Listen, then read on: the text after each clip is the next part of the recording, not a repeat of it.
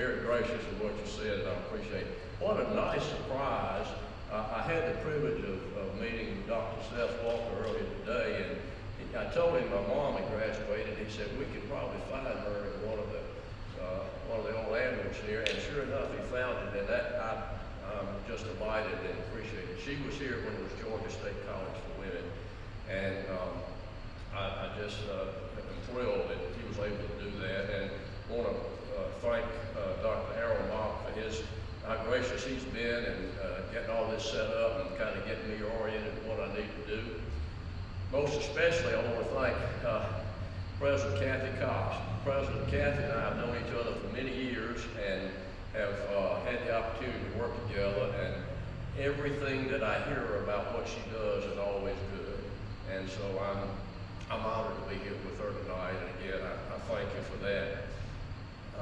It's a real honor to be part of the Usery Forum on Leadership, and I read a little bit about the history of this and some of your prior speakers, and it's a real privilege to be included.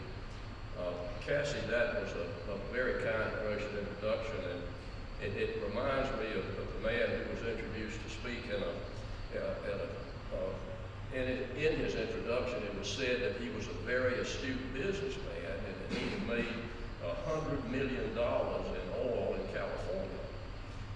As he rose to speak, he was a little embarrassed, and he felt compelled to clarify what had been said about him.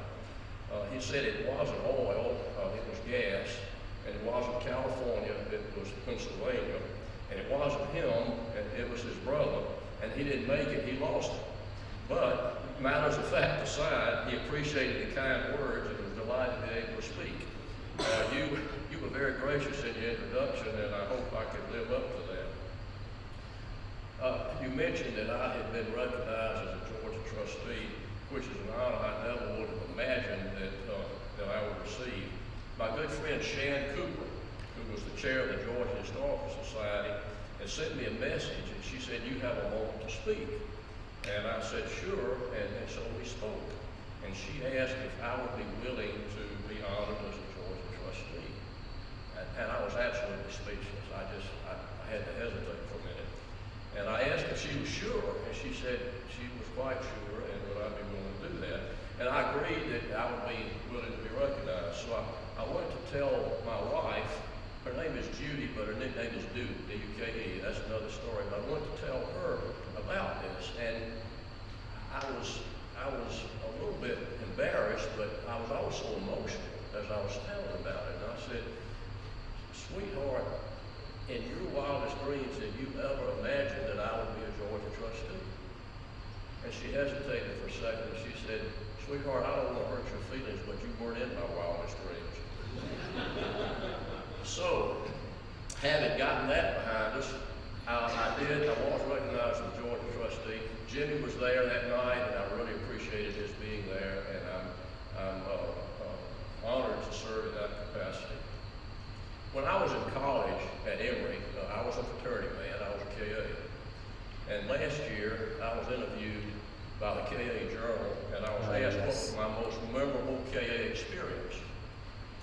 I explained that I'd gone to a KA rush party at Emory in the spring of my senior year in high school, and I saw the prettiest girl I had ever seen. She was a junior in high school from Albany, Georgia, and she was visiting her grandmother in Atlanta. Her brother was a freshman KA and had taken her to the rush party that afternoon with one of his brothers. I couldn't get up the courage to talk with her. I just kept looking at her. I couldn't get up the courage to talk with her, but I kept asking her brother about her, and then at other parties during the summer, I would always ask about her. Well, he got her to send me a note on a paper napkin during the middle of the summer. And the paper napkin said, "It was great seeing you, and I hope you'll pledge KA." Well, and I was thrilled to get that note.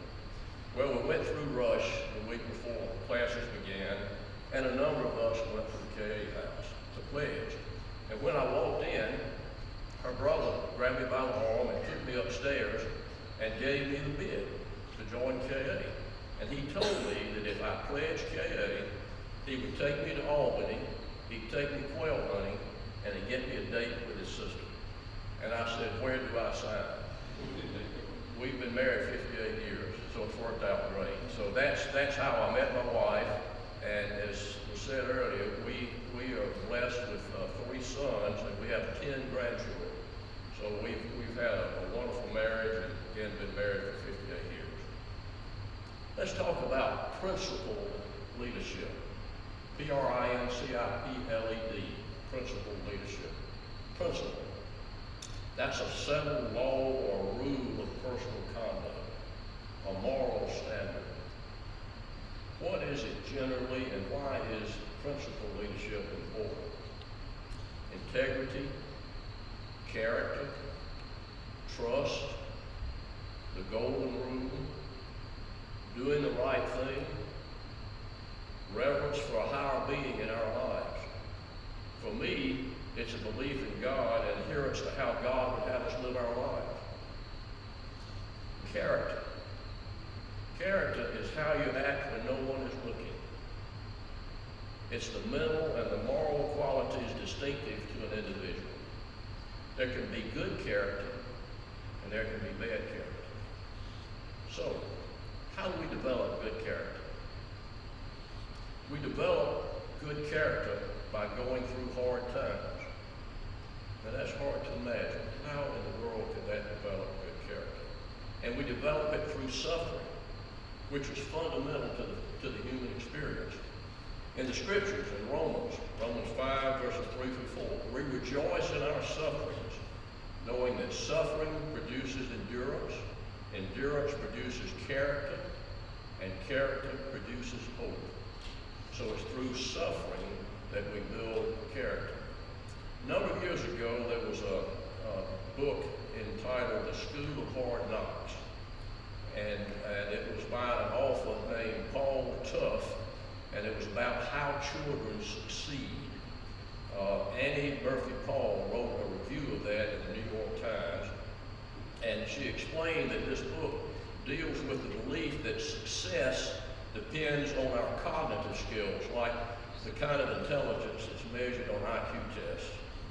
Tough sought to replace that kind of thinking and that assumption with the idea that non-cognitive skills like persistence, self-control, grit, and conscientiousness are more crucial than brain power in achieving success.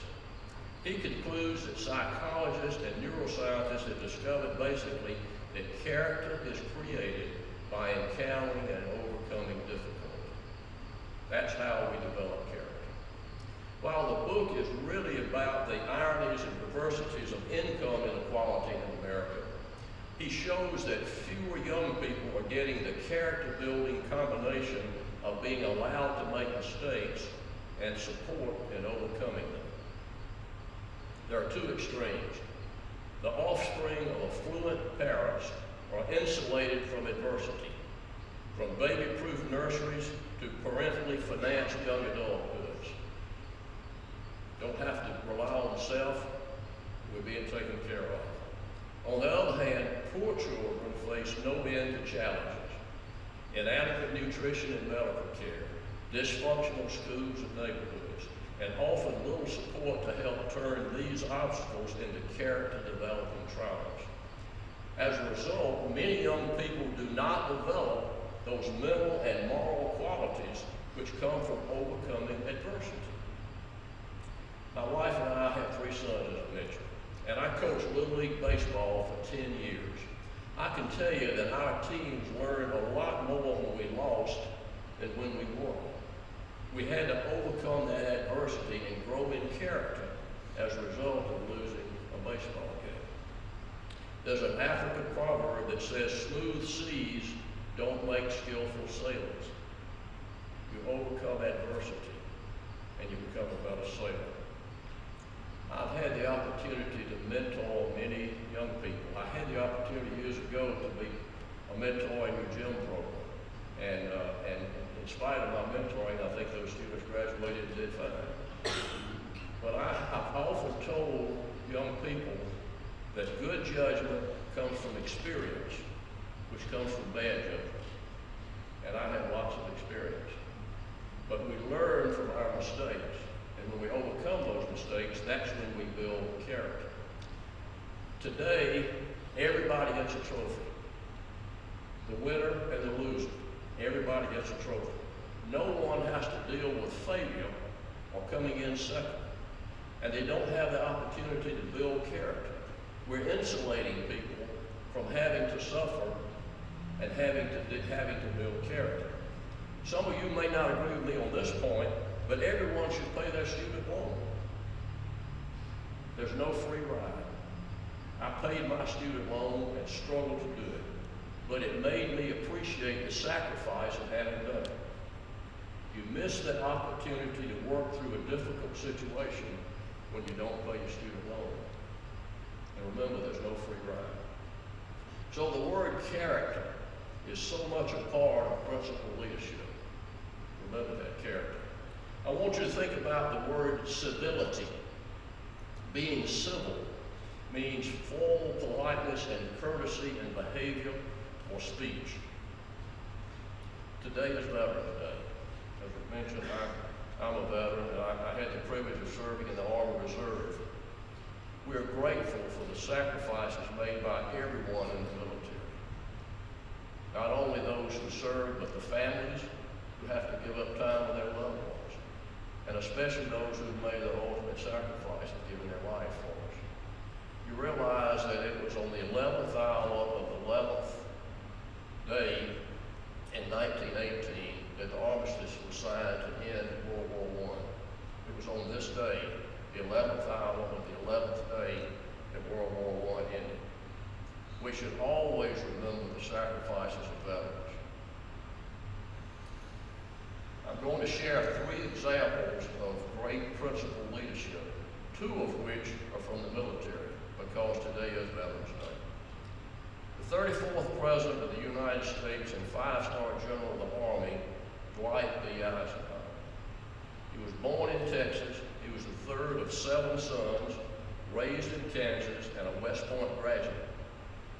In his class of 1915, which produced 59 generals, he ranked 61st academically and 125th in discipline out of a total of 164 graduates. He was not the ideal student at West Point. Stephen Ambrose has written a wonderful book entitled Supreme Commander, and to quote from that book, Eisenhower had never commanded men in combat. When George C. Marshall selected Eisenhower to command torch, and if any of you that have studied U.S. history in World War II, that was the Allied invasion of French North Africa in World War II. He did so on the basis of qualities that had nothing to do with leading men in battle. Eisenhower's orderly mind, his intelligence, his experience in administration, and his ability to get along with others, his civility, and his penchant for making others get along with each other were some of the traits that impressed Marshall. Subsequently, Eisenhower became the supreme commander of all the Allied expeditionary force that was fighting Nazi Germany and fascist Italy. When associates described Eisenhower, be they superiors or subordinates, there was one word that almost all of them used. It was trust. It was because he was trustworthy. His grin, his mannerisms, his approach to life all exuded sincerity. There was nothing devious about him. Foreign leaders felt they could trust Eisenhower because they knew where he stood and that he said exactly what he meant. British Field Marshal Bernard Montgomery, the commander of all the land forces in Operation Overlord, which was the code name for the Battle of Normandy, and all of this was under the command of Eisenhower. He never thought much of Eisenhower as a great soldier in the true sense of the word, but he did appreciate other qualities. While he thought Eisenhower intelligent, he felt his real strength lies in his human qualities. He has the power of drawing the hearts of men towards him as a magnet attracts bits of metal. He merely has to smile at you, and you trust him at once. He's the very incarnation of sincerity. Eisenhower did all he could to make his word his bond. He once said, "I only know one method of operation to be as honest with others as I am with myself." Trust, human qualities, honesty, all part of principal leadership. I had the privilege of meeting former President Eisenhower and spending an hour with him. In 1966, when I was a student at Emory, I was asked to chair a university-wide symposium on the subject of conservatism. Now, Emory is a fairly liberal university, but even liberals want to know about conservatism. And so I, being somewhat conservative myself, was asked to chair this forum. I wrote to various conservative leaders in the country, and former President Eisenhower was one of those. I received a note back from his aide that he would not be able to participate on the weekend of the seminar, but he would be in Atlanta 2 weeks before, and I could bring some other students and visit him in his hotel. So on a Sunday morning, I went with 3 other students to his hotel, and I knocked on the door. We were greeted by his aide, who was a 1-star general, and told, "The general will see you now." Let me explain. When President Eisenhower was about to leave office as president, he reached out to John F. Kennedy, who had been elected to succeed him, and asked if he would support legislation making President Eisenhower General of the Army for life, as he felt his most important contributions had been as a general rather than as president. Kennedy was surprised but agreed, and President Eisenhower became a 5-star General of the Army again when he left office as president. We were introduced to the general, spent a whole hour with him, and he made us feel that we were the most important thing in his life during that hour. That was the kind of person that he was. Unfortunately, he died 3 years later from congestive heart disease, but he was a fine man and a very principled leader. The second person I use as an example is General Colin Powell, former chairman of the Joint Chiefs of Staff. In an interview in Context magazine a few years ago, it was said about Powell that he grew up in Harlem, the son of Jamaican immigrants. He graduated from the City College of New York, where he participated in ROTC, and then he joined the Army and found himself matched up against pedigreed West Pointers.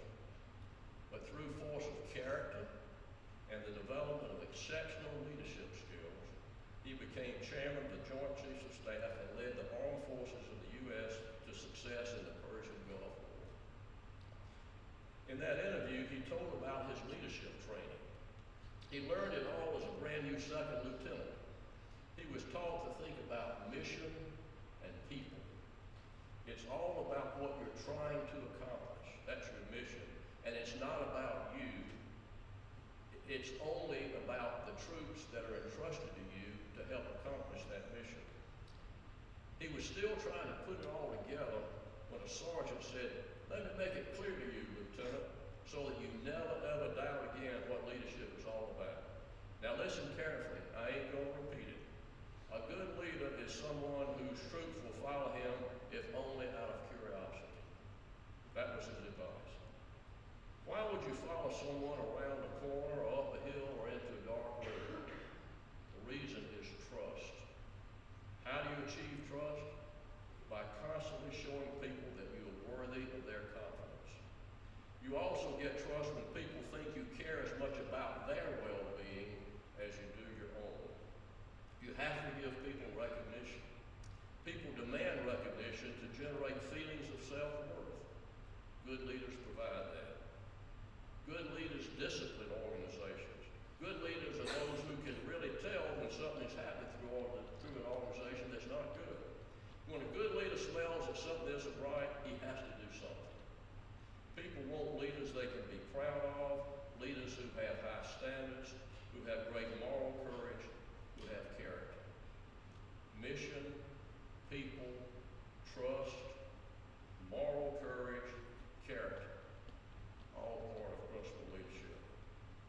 I had the privilege of hearing General Powell speak at a seminar a number of years ago, and I can tell you that he is a real thing, just a phenomenal individual.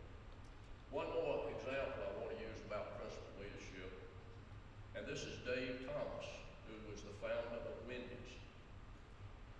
Again, another interview a few years ago in Prophet magazine. He had a very difficult childhood. He was an orphan and he started work at age 12. Yet he created a very successful and positive life skill. He said he found a job in a restaurant, and the people who worked there liked him and encouraged him, and he learned to work. It was always we. Respect has to go both ways. You have to set a good example. He was quoted as saying, the people I worked for worked hard. There wasn't anything they wouldn't do. My first boss in a restaurant wore a three-piece suit, and you would see him mopping the floor, working behind the dishwasher, cleaning tables, you name it.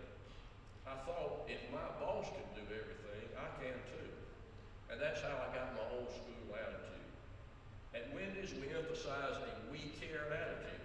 We try to teach our people not to take anything for granted, not each other, not our customers. That's where respect and attitude come in. The next thing is focus. I'm big on focus. We focus on food. We don't do anything else. It takes a we attitude and everyone working together to make it happen. We don't want big shots here. And fun to us is making a profit. When we make a profit, we have a lot of fun. When we don't make a profit, we don't have any fun. At one point in the mid to late 80s, Wendy's was not making a profit and the attitude was terrible. He asked how he turned it around. He said they changed management and went back to basic values. It started in Orlando, Florida. We had a convention, and I went up on stage with a mop bucket that was covered with a black curtain. I asked the audience, what do you think it is? I promise you it'll help your business and it'll help you make a profit. It's the right thing to do. What do you think it is? Somebody said it was a computer. Somebody else said it was a new product. And he said, no, it's something we kind of forgot about. He paused and pulled off the cover and told them, anybody who doesn't want to clean a restaurant doesn't want to have good service and put on good food. Well, we don't want it. Do us a big favor and do something else. He said, we want everyone to have an MBA. People started looking around the room, and some said, I hadn't even graduated from college. And he said, we got to have an MBA. He said an MBA is a mop bucket attitude. It all starts with a mop bucket. It's hard to clean a floor with a dirty mop and a dirty mop bucket. There's nothing more important than clean restrooms, clean people, and good food. And that's when we started to change our attitude. We started a training program, a motivational program, an incentive program, all focused on quality service, and we started having fun and making a profit. Respect, attitude, focus, all part of principal leadership. When Synovus sent me to Duke in 1993 in the executive management program, I stayed in the David Thomas Executive Conference Center, which was constructed with funds donated by Dave Thomas. He gave the money to Duke because his daughter Wendy had had a great experience at Duke. Cameron Indoor Stadium is nearby the Thomas Center. We had the opportunity on a couple of occasions to go to Cameron Indoor and shoot some baskets. One day we'd been there and hopped on a bus to ride back to the Thomas Center. People around us were looking at us and listening to everything we said. So one of my buddies said to me, didn't you play basketball at Duke? And I asked him, well, yes, I did, because I had just shot baskets at Duke. So that's the closest that I've ever come to playing basketball at Duke, but it was a great experience.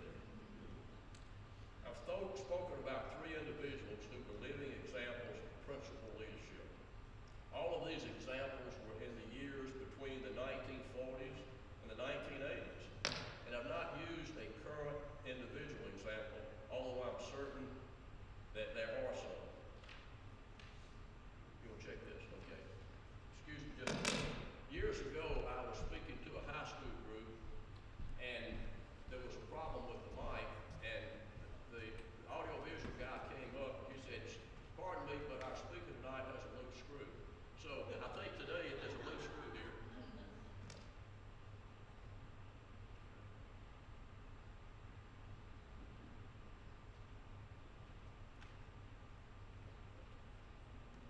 Okay, good, thank you. All right. I'm sure that there are some of those leaders today that I have not used as an example. But you have all grown up in an age where, especially among politicians and actors on social issues, hyper-partisanship, lack of civility, and cancel culture are considered the norm. I'm suggesting that a return to civility and good character among our leaders is what we need in our nation. And you are the ones to be those leaders. Without realizing it until I reflected on it later in my life, my whole life and career have been shaped by my learning principle leadership. My mom taught me that anything worthwhile is not easily come by. When I was a student at Emory, I was taught that we need to make a difference in the world. When I was a fraternity person, I was taught that we were put on earth to be in relationship with others. As an attorney, I learned to meet the greatest need of the people that I was representing. In the military, our focus was on mission. At Synovus, which was a great experience for me, the year that Synovus was selected as #1 on the Fortune list of the best places to work in America, I had the privilege of being the chairman of the Leadership Institute at Synovus, and our focus was on developing people. When we started Atlantic Capital Bank, that was mentioned earlier, our aim there was putting the right people on the bus and meeting and exceeding our customers' expectations. So my life, again, has been shaped about learning what I'm sharing with you tonight. I've been speaking about principal leadership, and now I want to point out a few qualities of a good leader which give meaning to what we do and to our lives. The first one, don't lose humility. I mentioned that I had been in the Duke Executive Management Program when Synovus sent me there. It would require me to be away from the bank a month at a time. I said I couldn't do that because the bank just could not run without my being there. It was a great lesson in humility. I learned that it's a greater crisis if the janitor does not show up than if the CEO does not show up. The folks who ran the bank every day when I was there ran it when I was away, and they could always reach me if necessary. When you surround yourself with good people, they can do the job whether you're there or not. So don't lose humility. My wife is my moral compass. She keeps me in line. As an example, she has 3 wonderful framed sayings at our homes. The first one, the measure of your worth is one you cannot spend. It's how your child describes you when he's talking to a friend. That one always gets me. That one always grabs me. The second one, the opinions expressed by the husband in this household are not necessarily those of the management. And the third one that hangs next to our kitchen sink in Albany says, no woman ever shot a man while he was doing the dishes. So she's my moral compass, and she's the one that keeps me in line. The second principle, live by your values. Apply the golden rule. Do to others as you would have them do to you. Demonstrate fairness. Value differences. Be honest and deal with integrity. The third, listen. You can learn a lot more by listening than by trying to advocate your position. Just think, in the last 40 some odd days, if the 2 parties in Congress had sat down with each other in the room and listened, rather than trying to advocate their position, perhaps we would not have had this government closure that we've had. But when I think my position is right and you are wrong and I won't listen to you, nothing gets done. But so much of the world's problems can be solved by listening. If we listen, we begin to understand the other position. And while we might not agree, we can come to some resolution normally. We have to learn to listen. Communicate clearly. I know Cassie, that's important to her, being in communication. I have a picture of a sergeant and 3 privates, and he says, half you men come with me. That's not very clear communication. Think about that. Delegate responsibility. Let others get the credit. We can accomplish anything in the world if we don't carry just be ready. And then make others successful. Practice servant leadership. Create opportunities for others and recognize and reward others and help them develop to their utmost capability. You probably are familiar with the fish called the koi, the Japanese koi. It's a gold kind of fish. It's a carp. And you probably see them in a fish bowl or even in the backyard. If you keep them in a fish bowl, they will grow to maybe 3 inches long. If you put them in a backyard pond, they may grow to be a foot long. But if you put them in a large lake where they have the freedom to grow, they'll grow to be 3 feet long. The message is true for all of us as well. When people are given the opportunity to grow, we can grow to our full potential. And as leaders, we need to help others do that. Next, have the courage to criticize and the compassion to forgive. We all make mistakes. Hopefully we learn from those mistakes and don't make them again. But we need to have the courage to criticize and we need to have the compassion to forgive. Live by the scripture. In Luke 12:48, to whom much is given, much will be required. And then strive for excellence in everything that you undertake. 2 thoughts about excellence. Michelangelo is often credited with saying the greater danger for most of us lies not in setting our aim too high and falling short, but in setting our aim too low and achieving our mark. And then one more thing. Don't be afraid to try something new. Remember, amateurs built the Ark and professionals built the Titanic. You're all here today because you were leaders learning about leadership. God has blessed each of you with great opportunities, which is why you're in college and maybe in a leadership position. But leadership is not just about leading groups of people. It's something to be practiced in our everyday lives. How do we treat our spouses, our children, our classmates? How do we treat our neighbor that we don't really like? How do we treat people who have different political views than ours, different educational backgrounds, or people of different cultures? We need to remember that we are all part of God's creation and God doesn't make any junk. Each of these situations is an opportunity for us to demonstrate what kind of leaders we are. In closing, I'm going to share with you one of my favorite poems that is entitled The Dash.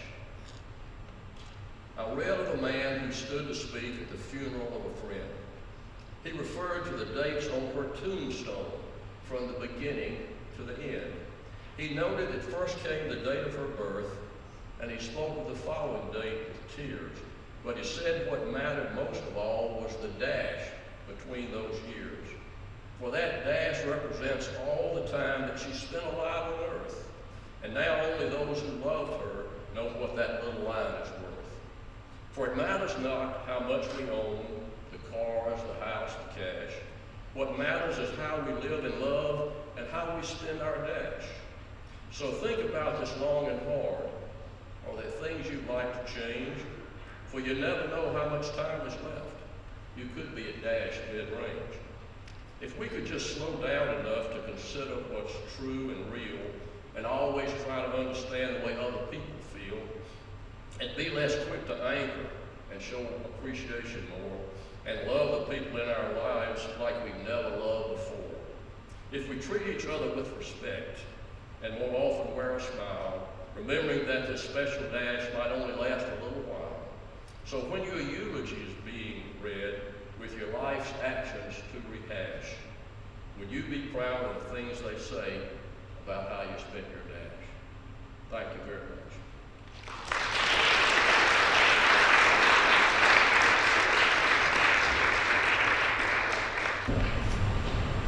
Is this on? Yes. Thank you. So, Sonny, that was outstanding. Thank you very much. Matter of fact, the questions I was going to ask you, you have covered a lot of them in the talk. So that's going to leave us more time for questions from the audience. But there's one thing I do want to talk about. You and I have known each other a long time. We've had many long conversations. And I think you just described everything that's important about ministry. So tell us about your experiences and your path, your journey to the pulpit. Starting when you were there at age 7 in Emory University, thinking about listening. Did you know that you would go to law school? Did you know you would practice with a lawyer in Albany that would become a judge? Did you know that you would enter banking? Did you know that you would form a bank later? Did you know that you would become a trustee of Georgia? So tell us, how does one plan out a career? And he stops along the way. Jimmy, let me use an example. Years ago when I was in St. Louis, a young man that was a recent hire and was supposed to be one of the top hires came to my office to visit. I had the privilege of visiting with some of these folks. And I asked him what he was hoping to do in life, and he said, I want a job. And I said, well, what are you focused on? And he said, well, I want to get your job. And I said, well, if you're focused on my job, you'll never get it. Because what you need to do is focus on doing the best job you have at whatever you're doing. And if you do that well, other opportunities will come along. And those opportunities might eventually lead to what my job is. But don't concentrate on mine, concentrate on you. I use that as an example. If I had no idea where I was going in life, I was raised in a home where I was taught that we need to try to make a difference in lives, and we need to do good things in our lives. When I went to Emory, I thought I would either go into law or medicine. And I did pretty well in some courses in the sciences until that third quarter chemistry test where I made a 23 on the final exam and got a C in the course. And I realized that was not the direction I needed to be going. And so I decided I was going to go into law. And the rest of my time I concentrated on law. And I practiced law for 19 years, and it was a great experience. But I never had any idea I'd go into banking. But I admired the company that I was representing as their attorney. And when they asked me to become the CEO of the bank, I was shocked. And I actually had to think about it for a week and finally concluded that I would always enjoy being a part of that company, and I made a decision to leave my law practice, the most difficult decision I've ever made in my life, and then became a banker with Synovus and then eventually vice chairman. But then I retired from Synovus, and I wasn't sure what I was going to do. And I took a year to get reacquainted with my wife of 38 years. And during that time, opportunities came along, and I decided to start another bank. And that's how I started Atlanta Capital Bank. So, Jimmy, to answer the question, it's not a straight line. One example of what is somewhat a straight line is one of my sons became a veterinarian. When he was 4 years old, he crawled into the doghouse where our yellow lab was having puppies. And he watched that dog have puppies. And when he crawled out, he said, I'm going to be a veterinarian. And that's all he ever wanted to be. And I said, well, Charlie, if you don't get into vet school, what are you going to do? He said, I'll go to medical school. And so he became a vet. That's the only person I know who ever did that. And so it's unusual.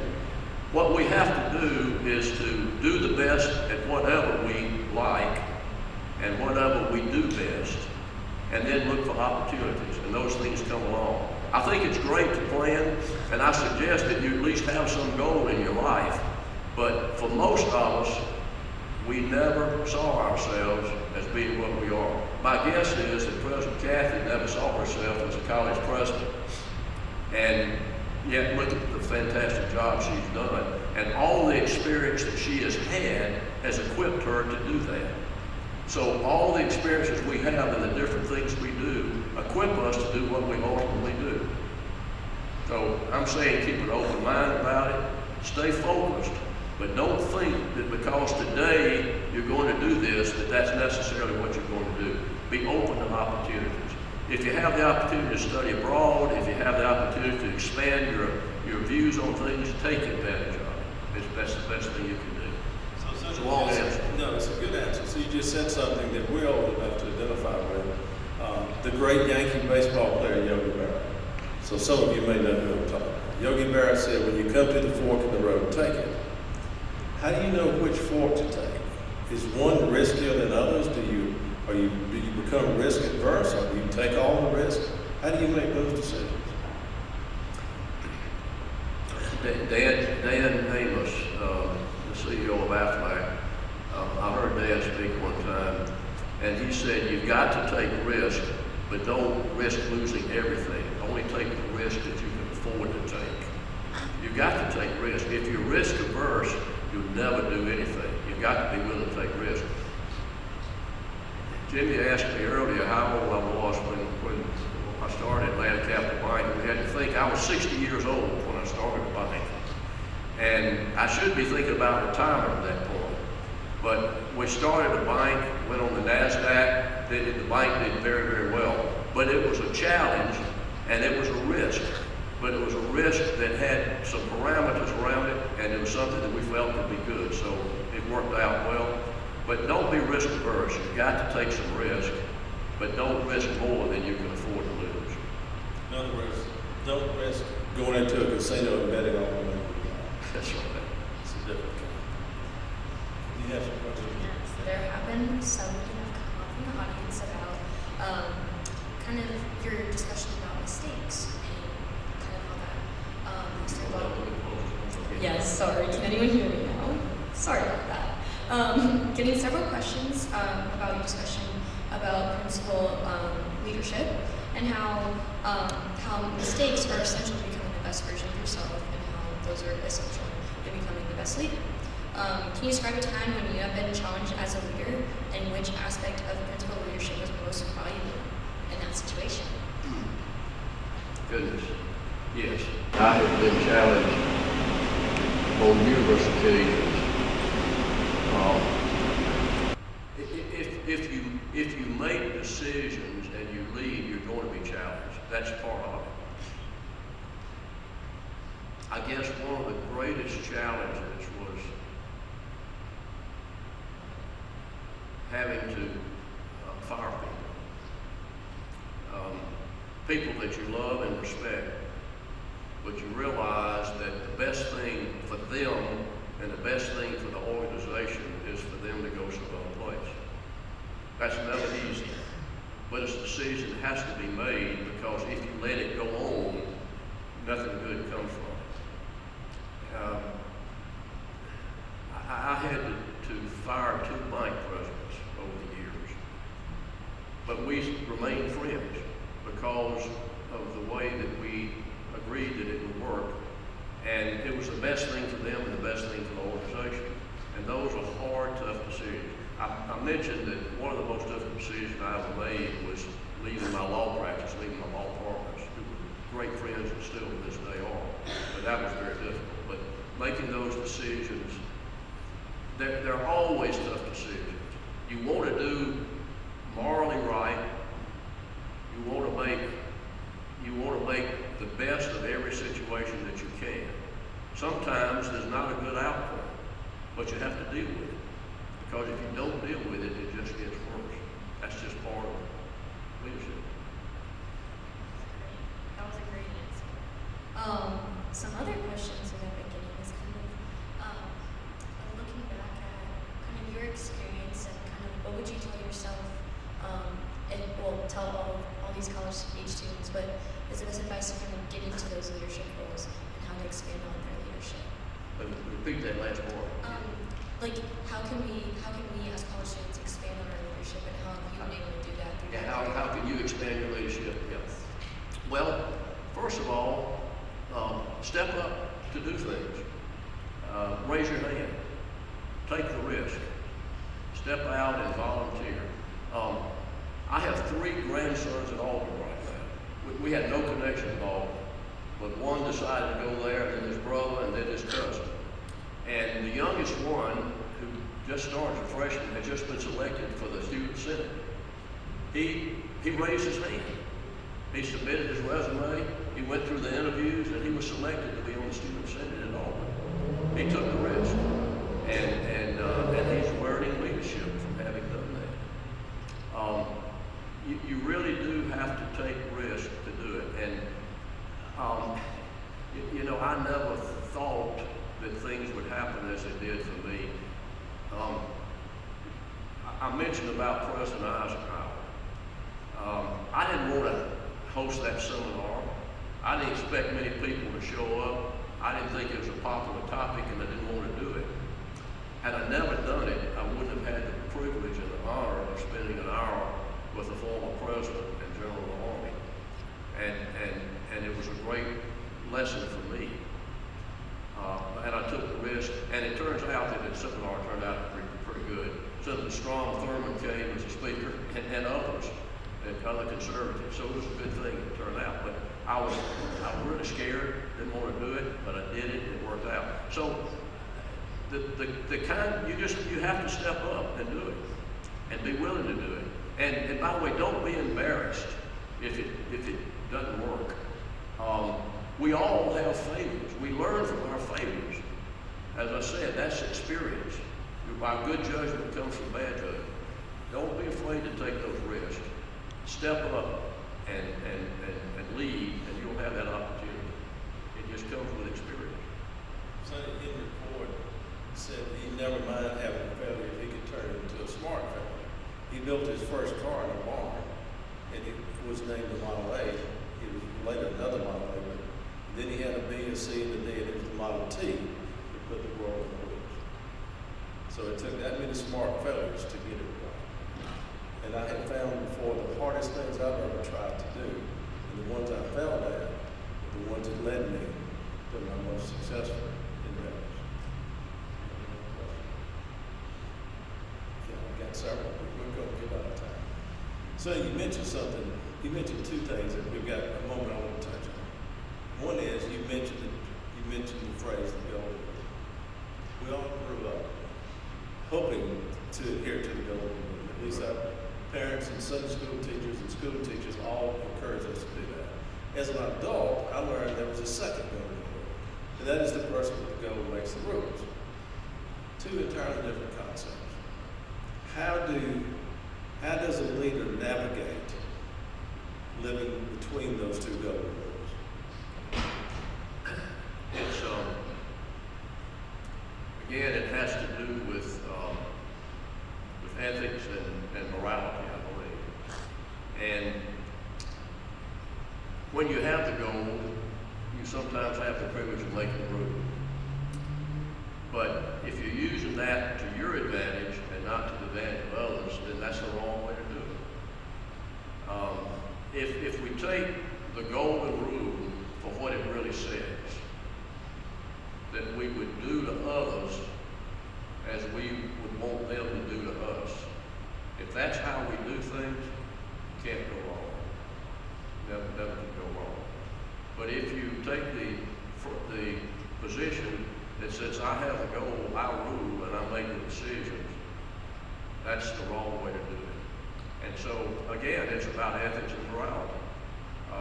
And all of you, being in this school and coming from the background you have, I've had the privilege of speaking with a number of you tonight. You've all been brought up well. You know right from wrong. When those grandsons I mentioned, they all allowed me to take them on their college tours years ago. I was very honored to do that. And we visited a number of colleges, and all of them were thinking they wanted to go out of the state of Georgia. They all really enjoyed it. But I told them at the end of the trip, I said, you can get in trouble anywhere, but Auburn doesn't encourage you to get in trouble. The same is true here. This is not a university that encourages you to get in trouble. So you learn the golden rule right here in the way you do things every day. And that's a lesson that we need to take with us when we graduate in everything we do. How do we treat our family? How do we treat our neighbors? How do we treat others? It's all about that. One more quick question to wrap this up from the audience. If you could go back to 20-year-old self, 30-year-old self, what type of advice would you give yourself? What, if I go back, what? Go back to like your 20-year-old self or 30-year-old self, what would you tell yourself? What advice would you give yourself? If I go back to my 20-year-old self,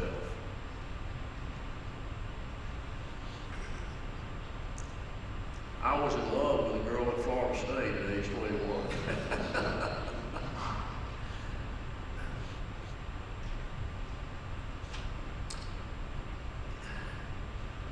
You know, at